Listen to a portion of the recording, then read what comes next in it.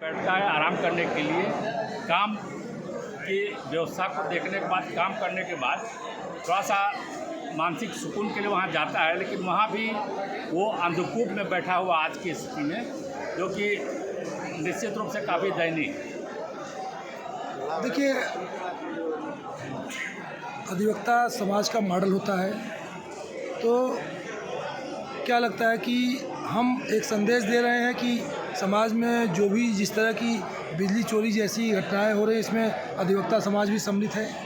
देखिए, प्रश्न चिन्ह तो है, बकाया भी है, निस्संदेह बकाया भी है। इसमें मैं तो मांग करूँगा कम से कम पदाधिकारीगण इसको सॉर्ट आउट करें। और हमारी एक मांग और रहेगी, एक सुझाव रहेगा कि कम से कम आप एसी के बजाय अगर सोलर सिस्टम पे जोड़ दें तो निश्चित रूप से समस्या आपकी ज़्यादा दर जो है कम से कम 50% से लेकर 75% तक सॉल्व हो सकती है। लेकिन वही है कि आपकी जो कार्य क्षमता, आपकी जो सोच है, उसको आपको विकसित करना पड़ेगा। जैसा कि आपके बारे में लोगों का मानना भी, आपने इस न्यू टिन सेट में जो है जो कूड़े थे उसके बारे में आपने एक लाइव प्रसारण दिखा करके यहाँ के पदाधिकारियों को जागरूक किया। परिणाम ये आया कि वहाँ साफ़ सफाई करा दी गई। तो आपको लगता है कि आपके इस पहल से पदाधिकारीगण कुछ जागरूक होंगे और जो अवैध इस तरह के काम हो रहे हैं बिजली को लेकर के, इस पर रोक लगेगी? व्यक्ति सिर्फ अपनी बातों को रख सकता है, सुझाव दे सकता है। अमल कराना ये उनका काम है। वो विशाल मत से जीत के आए हुए हैं, ये व्यक्ति हैं, और विकास पे वो कार्य भी कर रहे हैं। लेकिन वही एक टसल जो होता है, एक बार एसोसिएशन विस्तारीकरण को लेकर जो है परेशान है, दूसरा विस्थापन को लेकर परेशान है। इसमें हमारा विकास रुका हुआ है। विकास इन द मीन की जो, अगर मैंने पहले भी कहा कि अगर सोलर सिस्टम की व्यवस्था हो जाए एक सर, मैं सर खंडन करना चाहूँगा, बिल पर ये भार कम पड़ेगा। मैं सर खंडन करना चाहूँगा बात का आपका। इसमें दोनों बार में एकरूपता नहीं है, दोनों बार में एकरूपता नहीं है, तो क्या जनरल बॉडी फेल्योर है इसमें? देखिए, जनरल बॉडी क्यों नहीं पहल कर रही है इसके लिए? एक चीज़ आप समझ लीजिए कि 95% दोनों बार की जनरल बॉडी सेम है। इसलिए आप ये नहीं कह सकते कि Banaras bar association general body अलग है, साधारण सभा, और सेंट्रल बार का साधारण सभा अलग। फिर एकरूपता क्यों नहीं है? दोनों कॉमन है। फिर एकरूपता क्यों? एकरूपता मात्र आपका जो ईगो है उसके टकराने के कारण जो एकरूपता नहीं बन पा रही है। एक व्यक्ति बनारस बार को हाँक रहा है तो दूसरा व्यक्ति सेंट्रल बार को देख रहा है। कहीं न कहीं ये टकराहट ही ये परेशानी का सबब बना हुआ है। आज आए दिन कचहरी में विवाद हो रहे हैं, तमाम थानों पे जाके लोग धरना प्रदर्शन कर रहे हैं, मारपीट कर रहे हैं, अधिवक्ता आपस में मारपीट कर रहे हैं। क्या लगता है कि ये अधिवक्ता समाज किस दिशा में जा रहा है? बहुत दुर्भाग्यपूर्ण प्रकरण चल रहे हैं कचहरी में, ऐसा होना नहीं चाहिए।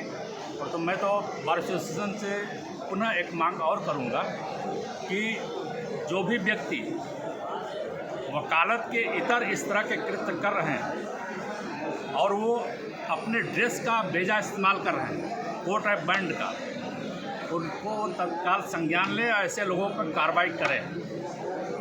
इसकी वजह से आम अधिवक्ता के बारे में गलत संदेश जो जा रहा है जो आम जनमानस में, ये बहुत ही कष्टकारक। सबसे बुद्धिजीवी समाज अधिवक्ता समाज माना जाता था। आज जिस तरह की फर्जीवाड़ा चल रही है इस कचहरी परिसर के अंदर, आपस में लोग झगड़ रहे हैं, ये समाज को क्या संदेश दे रहे हैं कि अधिवक्ता समाज बिल्कुल लालच में, फर्जीवाड़े में और तमाम चीज़ों में आगे होता चला जा रहा है? क्या इससे जन सामान्य में क्या संदेश जाएगा?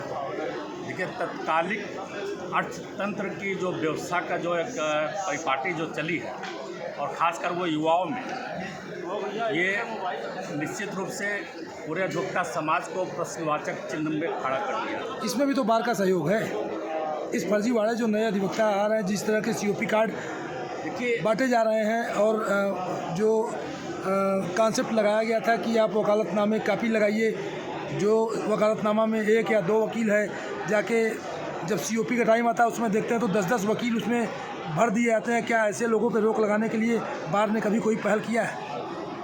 बार के ये मतलब कि मैटर्स ये बाहर की चीज़ है, इसको बार काउंसिल को इसको संज्ञान लेना चाहिए। लेकिन बार काउंसिल के यहाँ 4-4 सदस्य हैं, वो भी बिल्कुल नल एंड वाइड।